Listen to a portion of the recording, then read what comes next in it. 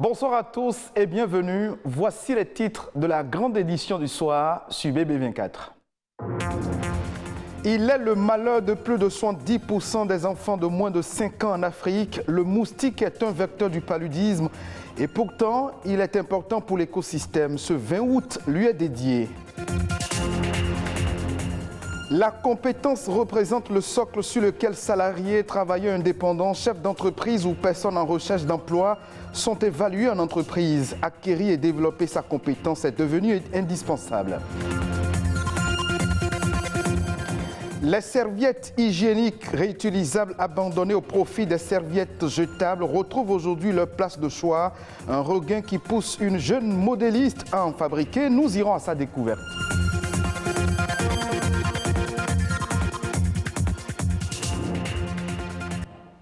Le savez-vous, le 20 août est décrété Journée mondiale du moustique. Elle se célèbre chaque année, ceci depuis 1930.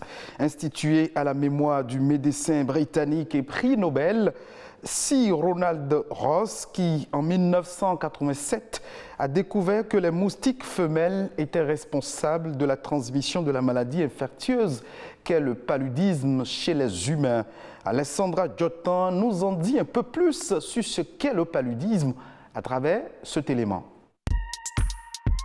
Insecte de l'ordre des diptères, le moustique se caractérise par des antennes longues et fines à multiples articles, des ailes pourvues d'écailles et des femelles possédant de longues pièces buccales en forme de trompe rigide de type piqueur-suceur.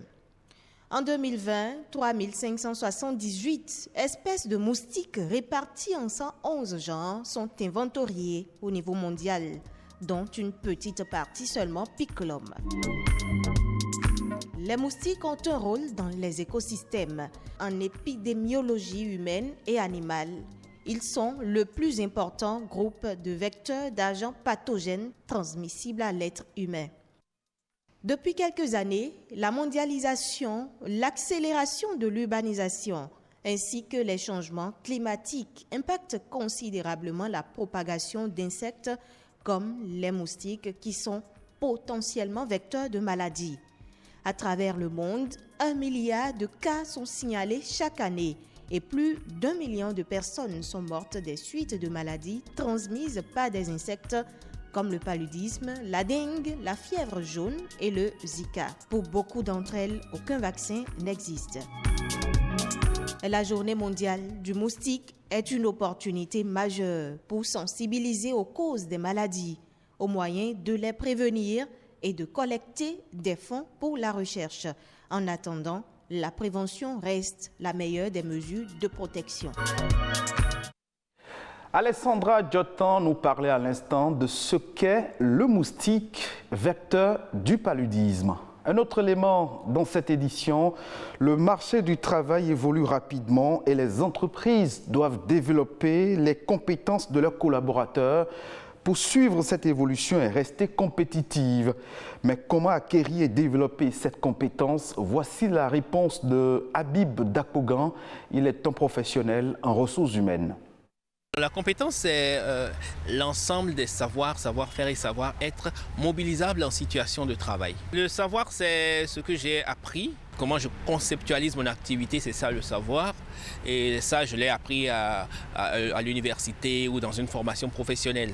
Le savoir-faire, c'est le socle de la compétence. Comment je le mobilise, comment je fais la chose, comment est-ce que j'arrive à travailler, à me débarrasser d'une tâche qu'on m'a confiée. C'est ça le savoir-faire. Et le savoir-être, c'est les attitudes et les comportements que j'ai vis-à-vis du travail ou dans mon environnement de travail. Acquérir la compétence, c'est par l'expérience et c'est par la répétition constante de ce que nous faisons. C'est par regarder à côté comment les choses se font. Et c'est, disons, en quelque sorte, c'est par la formation de base. Comment la développer? C'est par la formation continue, c'est par l'employabilité. L'employabilité, c'est l'aptitude à se mettre au pas et à mettre ses compétences à jour à tout moment pour que lorsque on dit vulgairement on me réveille la nuit à 3 h du matin pour faire mon travail, je puisse le faire sans hésiter.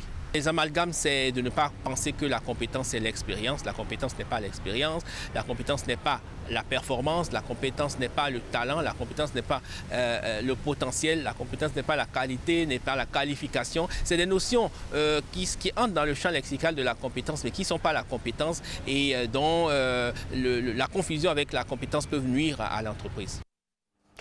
De nombreuses femmes adoptent de plus en plus les serviettes hygiéniques réutilisables, raison fondamentale évoquée, les irritations et les allergies. Un changement d'usage qui motive une styliste à en fabriquer pour satisfaire sa clientèle. Plus de détails dans ce reportage. Mariette est une passionnée des questions de santé de la reproduction.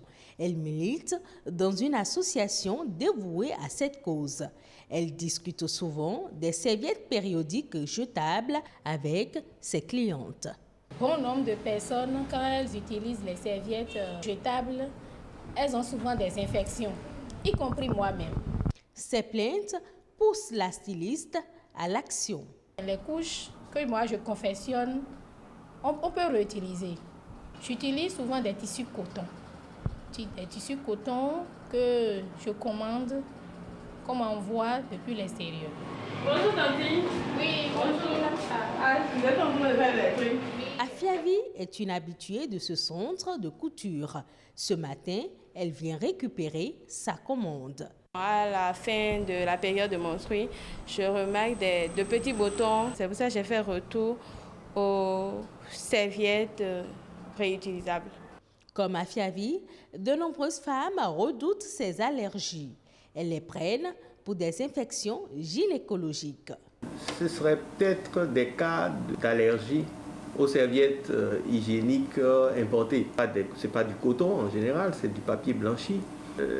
Les composants peuvent contenir des substances qui donnent l'allergie, ce qui fait que quand certaines femmes les mettent au contact de leur corps, ça peut provoquer des réactions au niveau de la peau, de la vulve. D'après le spécialiste, la serviette réutilisable est un choix. Peu de femmes osent l'évoquer avec le gynécologue. En cas d'allergie aux serviettes jetables, le gynécologue recommande les serviettes réutilisables. Elles sont disponibles à moins de coût. C'était un reportage signé Nadège Omoladesani. Voici à présent en son et en image le condensé de quelques sujets ayant marqué l'actualité au plan national ces dernières 48 heures. Émile Azokota a signé La Nation en bref.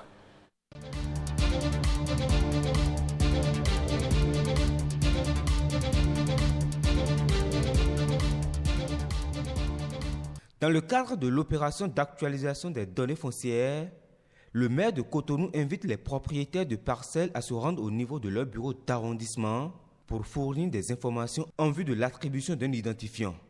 Selon le communiqué de la mairie de Cotonou, publié le 18 août 2021, les propriétaires d'immeubles bâtis et non bâtis doivent se munir de l'acte de naissance sécurisé, du certificat d'identification personnelle et du titre de propriété. Cette étape de l'opération prend fin le 15 septembre 2021. Le port autonome de Cotonou amorce la phase active de sa modernisation en vue de porter sa capacité d'accueil à plus de 20 millions de tonnes. Élaboré avec un plan d'investissement, le projet s'inscrit dans la vision du gouvernement béninois d'optimiser le réseau d'infrastructures portuaires de Cotonou au bénéfice de sa compétitivité et de l'économie de son hinterland. Le projet permettra d'augmenter la capacité d'accueil du port. La mise en œuvre du plan directeur 2021-2025 du port est évaluée à 250 milliards de francs CFA. Outre la modernisation des installations et équipements, il y a le repositionnement ainsi que le transfert de compétences au profit du personnel local. Culture pour finir. Dans le cadre de la mise en place du Conseil national des organisations d'artistes CNOA, un comité ad hoc a été créé afin de conduire le processus. Selon la note de service du ministère du Tourisme, de la Culture et des Arts en date du 17 août 2021, le comité est chargé entre autres de finaliser les projets de statut et de règlement intérieur du CNOA et d'élaborer un règlement électoral, devant servir de base pour la reprise de l'élection en tenant compte des insuffisances des dispositions ayant régi les élections contestées. Le comité ad hoc est composé de 5 membres et sera appuyé par une équipe technique du ministère.